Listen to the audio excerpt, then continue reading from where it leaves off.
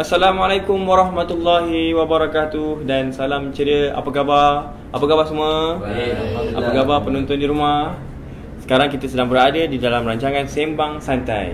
Dan kali ini kita menjumpa dua orang, seorang lelaki dan seorang gadis yang sangat cantik saya kira. Boleh perkenalkan diri belah sana. Katanya Intan Liana apa? Intan Nurliana. Okey, so nama penuh Intan. Nama penuh Intan Nurliana binti Muhammad Razwan. Okey, umur berapa sekarang?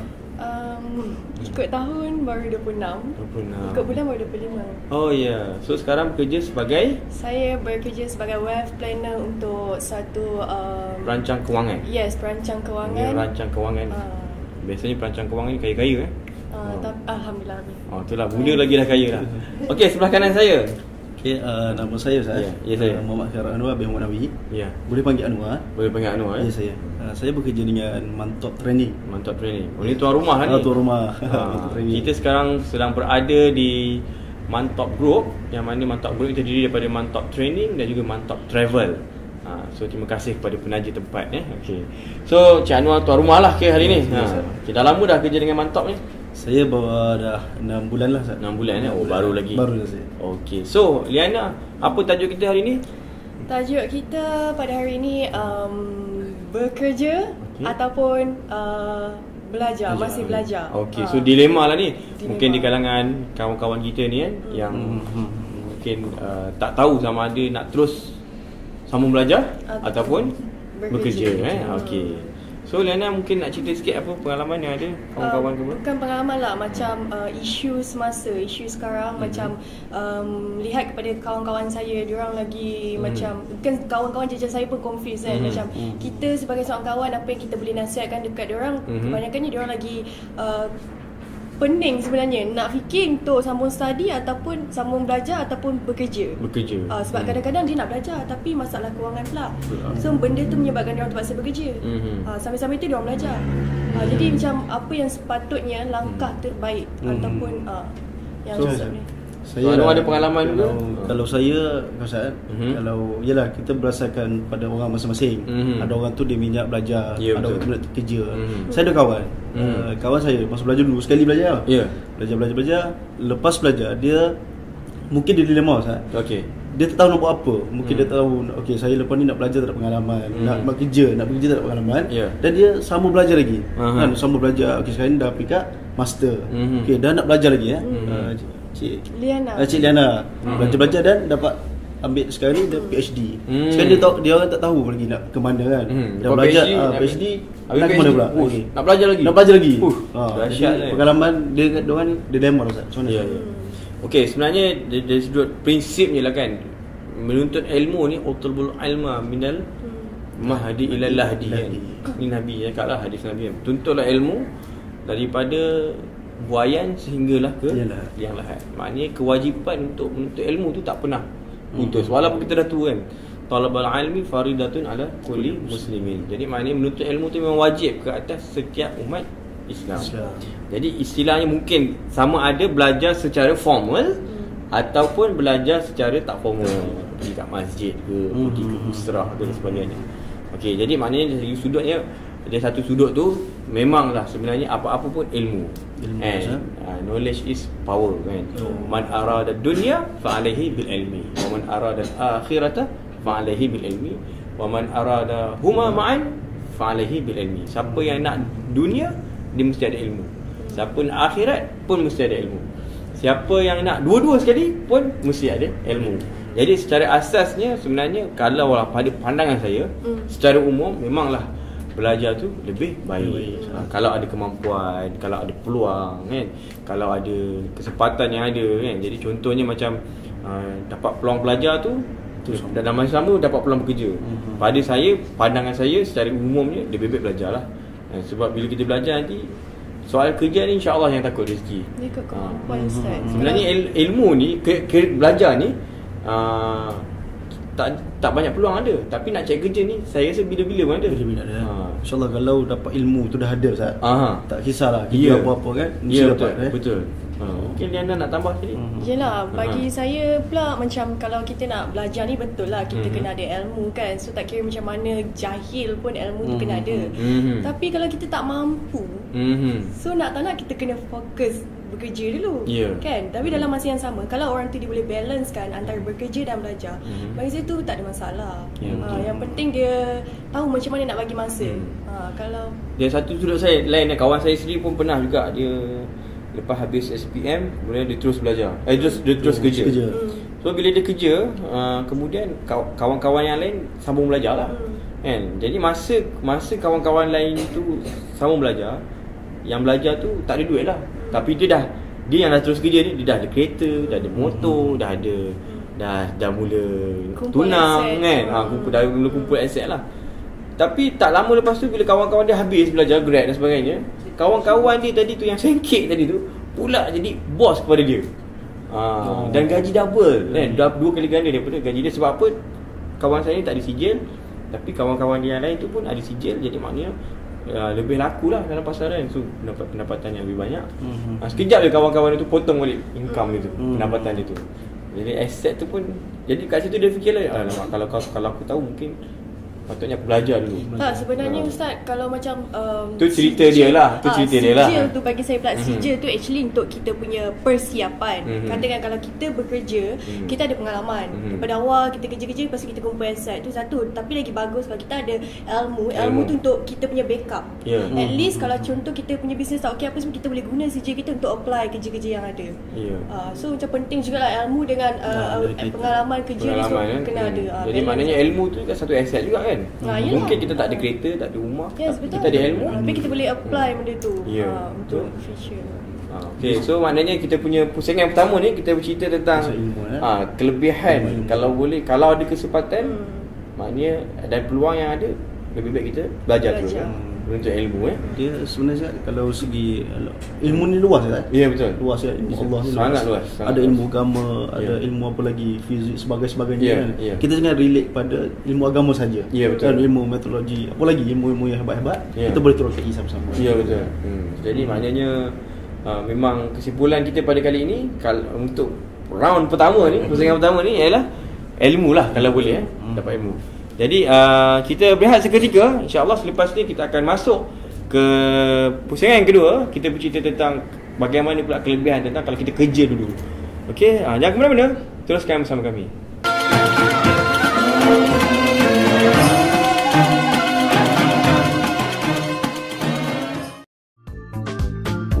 Brands should stand out from the crowd with individuality and clarity. They should be in dialogue with their surroundings, in print, online, and in mobile media. Brands should communicate holistically in order to leave an authentic impression on their target group and to inspire the world around them with responsibility and commitment. A creative corporate culture, credible messages, sustainable and innovative products, trustworthy services.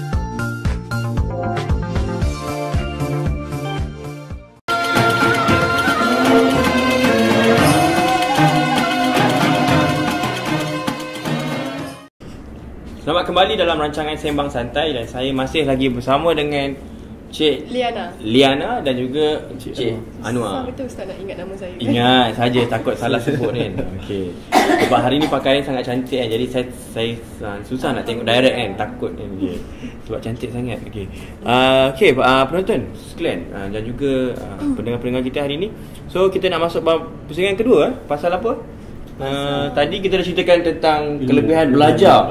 Maknanya kalau ada pilihan sama ada nak sambung belajar ataupun terus ke bidang pekerjaan, lebih baik kita sambung belajar lah. Okey, so kali ni kita cerita pula apa kelebihan seandainya kita dapat kita kerja, tak payah sambung belajar lah, terus kerja. Macam mana Lena? Ada pengalaman ke? Pengalaman bekerja. Pengalaman bekerja. Saya sebenarnya memang sejak daripada saya belajar tak tinggi. Okay, belajar tak tinggi ni sebab dia punya masalah adalah masalah kewangan. Family, keluarga saya memang bukanlah berasal daripada keluarga yang senang. Okay, jadi kita terpaksa bekerja untuk tanggung diri sendirilah. Sebenarnya niat untuk belajar tu ada, sangat tinggi, memang nak belajar, tapi keadaan yang memaksa untuk kita bekerja cari duit sendiri. So bila masalah kewangan masalah kewangan tu sebab sebenarnya. bila kita nak sambung belajar ni, tentulah yuran pelajaran tu ada, kan, kemudian kita nak sara hidup kita, kan. Jadi benda tu sebenarnya yang menghalang kita untuk terus belajar. So macam saya memang daripada habis je STPM memang kerja sampai sekarang. Bila financial tu sebenarnya dia dah stable. So bila dah stable, kita nak sambung belajar, jadi macam nantilah.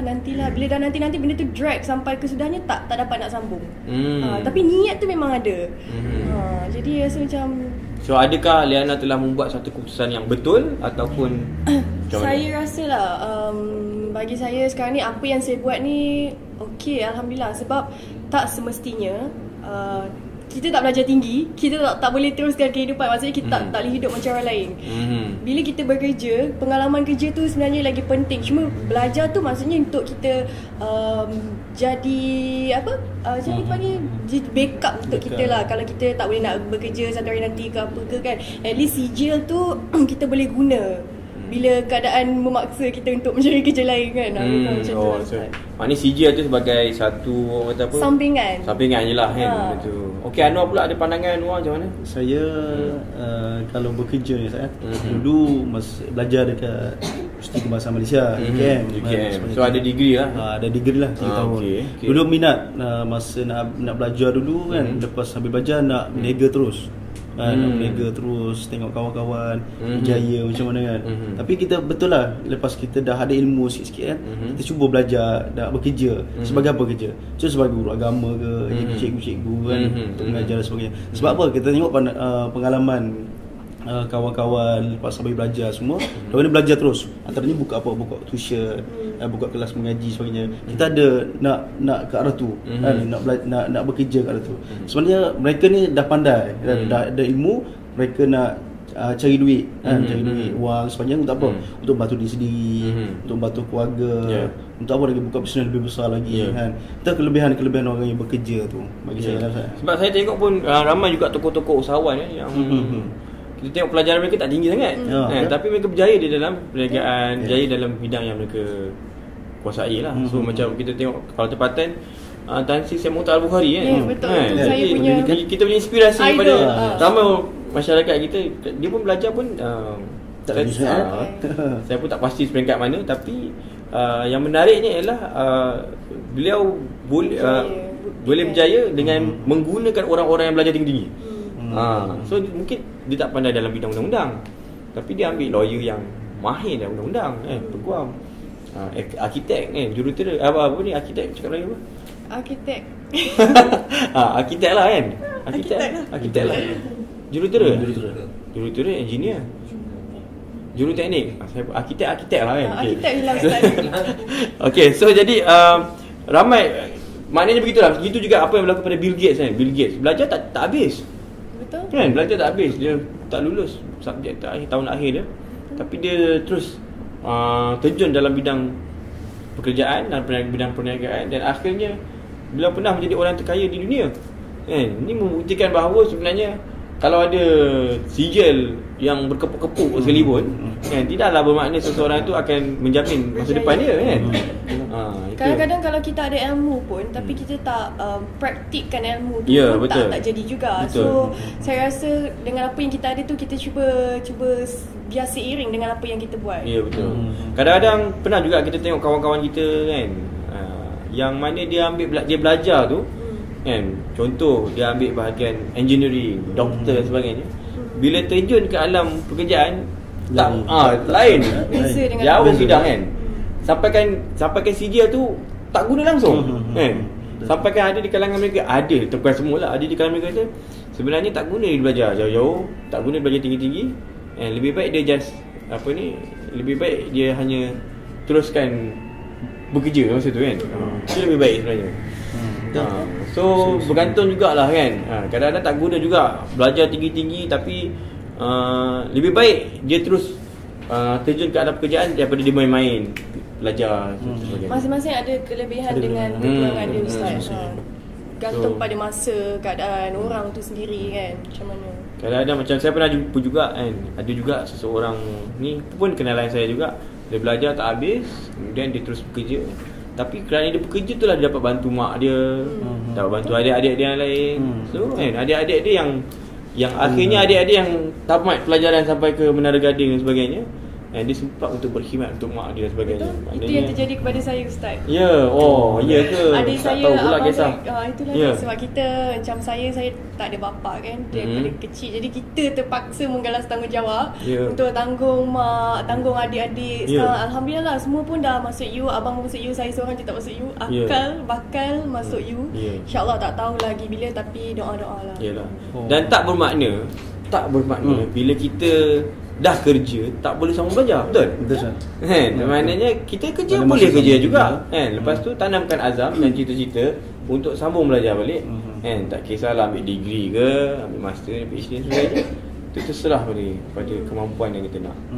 So kesimpulan yang pusingan kedua ni, kita boleh katakan bahawa sebenarnya ada juga kelebihan kan? Tak, kalau kita belajar dulu kan, kita tangguhkan niat, minta maaf, kita bekerja dulu, tangguhkan niat untuk belajar tu, dan tapi pastikan alang-alang bekerja biar betul-betul bermanfaat untuk diri kita dan juga keluarga kita. Jadi saya ingat mungkin benda tu akan lebih manfaat daripada belajar kemudian separuh jalan, ataupun belajar kemudian sangkut sebab masalah kewangan ke apa ke dan sebagainya. So lebih baik kita kuburkan seketika niat tersebut dan teruskan dengan alam pekerjaan. Jadi yang penting seiringan betul, seiringan. Jadi saya ingat cukup untuk pusingan kedua kan. Ada apa-apa nak tanya? Tak ada. Okey, kalau tak ada kita rehat seketika. Kembali bersama dengan kami sebentar lagi. Kita berehat seketika.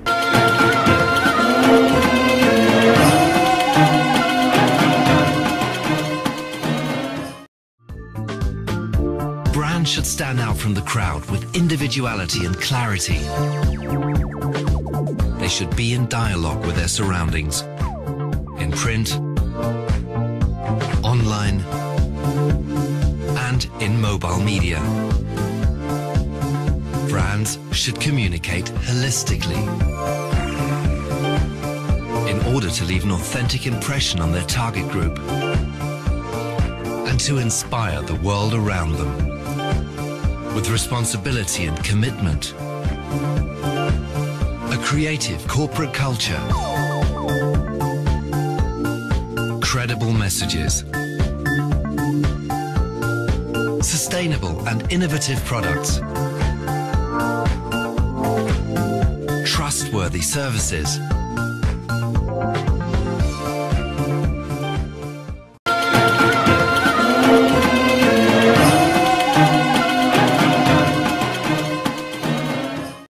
Terima kasih kerana setia bersama kami dalam Sembang Santai. Dan kita sekarang sedang berada di Mantop Group, sebuah organisasi yang hebat kan? Terdiri ada dua anak syarikat Mantop Travel dan juga Mantop Training. Mantop Training menyediakan training motivasi dan sebagainya. Mantop Travel menyediakan package untuk menunaikan umrah dan juga kawasan-kawasan sekitar dengannya. Pergi umrah nanti boleh jumpa. Boleh. Boleh lah kan. Nak buat training apa semua. Okey, bersama dengan saya masih lagi Cik Nurliana dan juga Cik Anwar yang kita dah membincangkan topik tentang dilema antara mencari ilmu ataupun mencari duit. Tadi kita dah bincangkan tentang kelebihan kalau kita cari ilmu dulu kan, dengan melupakan seketika bidang kerjaya. Dan dalam pusingan kedua kita pula dah bincangkan juga tentang kelebihan kalau kita meneruskan terus ke alam pekerjaan dengan meninggalkan seketika alam pekerjaan. Dan sekarang ni kita nak kita pusingan ketiga ni kita lebih nak bincangkan tentang konklusi lah kan, ataupun apa yang terbaik untuk mereka yang menghadapi dilema seumpama ni. Jadi sebelum tu kan kita nak tanya Cik Anwar lah. Mungkin Cik Anwar boleh cerita sikit tak beza antara ilmu agama ataupun ilmu dengan ilmu atau tak seperti ilmu agama lah, ilmu formal dengan ilmu tak formal tu sendiri macam mana? Mungkin orang training kan, boleh cerita sikit kan.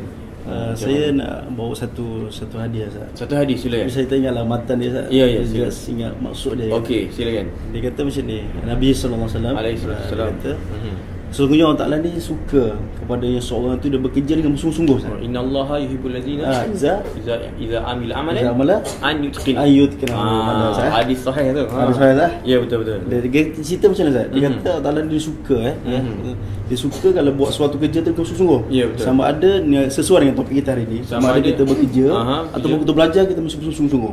Okay, katakanlah kalau kita kerja sebagai government kan, ataupun sebagai organisasi. Sekarang kita bekerja, kalau kita pegang department masing-masing boleh tengok kamera tu sikit kan, sebab orang dengar kan. Kita pegang department, contoh katakan kita boleh kerja dengan sungguh-sungguh kan, dengan contohnya dari segi kerja yang kita buat seharian, yang menepati apa ni, itqan kesungguhan. Bahawa Allah sayang pada kita sungguh tu. Jadi kalau nak tengok tadi dari segi kerja formal tak formal, macam mana? Yelah, kadang-kadang ilmu ni kan, ilmu ni ada yang formal, ada yang tak formal, ada ilmu agama, ada ilmu dunia kan, macam mana tu? Ya, kalau segi ilmu agama ni of course lah kita kena menuntut ilmu kan. Ilmu ni dia ada dua kan, ilmu agama dan ilmu dunia. Ya, betul. Yang mana kita nak pergi nanti? Ilmu akhirat lebih penting lagi kan. Masa sama ilmu-ilmu macam doktor, kejuruteraan kita boleh tinggalkan kan. Itulah dari segi fardu kifayah ni kan. Jadi kalau di peringkat kita nak belajar kan, contohnya dari segi formal mungkin belajar dekat universiti dan kelas sebagainya. Tapi formal mungkin lah kita banyak belajar dekat apa, tuition dekat surau dan sebagainya. Itu juga sebagai ilmu juga. Ilmu juga kan benda tu. Jadi maknanya kerja kita ni walaupun kita sibuk bekerja pun ilmu tetap mencari. Kalau kita sibuk bekerja mencari ilmu pun tak ada masalah kalau kita nak terus bekerja. Jadi mungkin Liana ada pengalaman kan, macam mana cerita sikit pengalaman Liana ataupun kawan-kawan Liana sendiri yang mungkin mereka ni pernah bekerja sambil belajar, pernah belajar sambil bekerja. Macam mana tu? Pengalaman kawan-kawan yang bekerja sambil belajar, kebanyakannya yang saya lihat semuanya separuh jalan. Sebab bila dia dah penat cari duit, lepas tu dalam masa yang sama dia nak belajar, jadi macam masa tu dia tak boleh nak bagikan. Bila dah penat kerja, balik lewat-lewat apa semua, dah tak pergi kelas. Bila tak pergi kelas apa semua, dah point exam apa semua fail, so dah terpaksa berhenti belajar. Jadi kat situ banyak masa rugi, banyak duit rugi. Lepas tu banyak benda lah sebenarnya yang membazir. Jadi macam kalau betul-betul rasa nak bekerja, nak belajar, buat betul-betul. Jangan buat separuh jalan, lepas tu nanti kejap lagi mak bapak lagi kecewa apa semua kan. Jadi maknanya fokus tu kena ada. Kalau betul-betul nak belajar, tak ada duit, kerja dulu. Bila dah kerja, rasa financial semua dah stabil, baru fokus belajar. Sebab saya pun ada juga pengalaman tengok kawan-kawan yang bekerja yang belajar tak ada duit kan, tapi yalah, wa may yattaqilla yaj'al lahu makhraja wa yarzuqhu min haitsu la yahtasib wa may tawakkal 'ala Allah fa huwa hasbuh innallaha balighun amri qad ja'ala Allah likulli syai'in qadra. Surah At-Talaq ayat 2 dan juga ayat 3 kan. Jadi siapa yang bertakwa pada Allah SWT, Allah Taala akan berikan dia rezeki daripada sumber yang tidak disangka-sangka. Jadi pada saya kadang-kadang bila dia belajar tu dia tawakal lah kan. Dia bertawakal, dia belajar kerana Allah Taala, walaupun ilmu tu ilmu dunia kan. Dia belajar fizik ke, dia belajar law ke, undang-undang dan sebagainya, tapi dia niatkan kerana Allah Subhanahu Wa Taala, akhirnya bantuan tu datang daripada sudut yang dia tak sangka-sangka. Ini contoh macam kawan saya, dia ambil master di Mesir kan. Jadi bila datang orang Malaysia datang ke Mesir, orang Mesir ni driver taksi pun ada PhD kadang.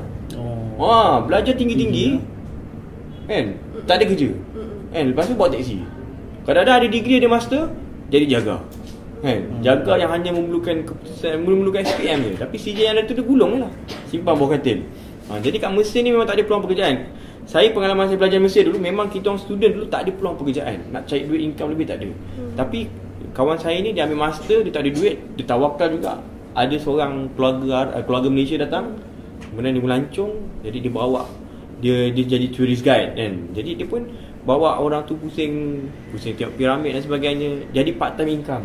Jadi apa ni, pendapatan sampingan. Jadi dengan duit itulah yang dia dapat gunakan untuk menampung kos pembelajaran dia di peringkat master dan sebagainya.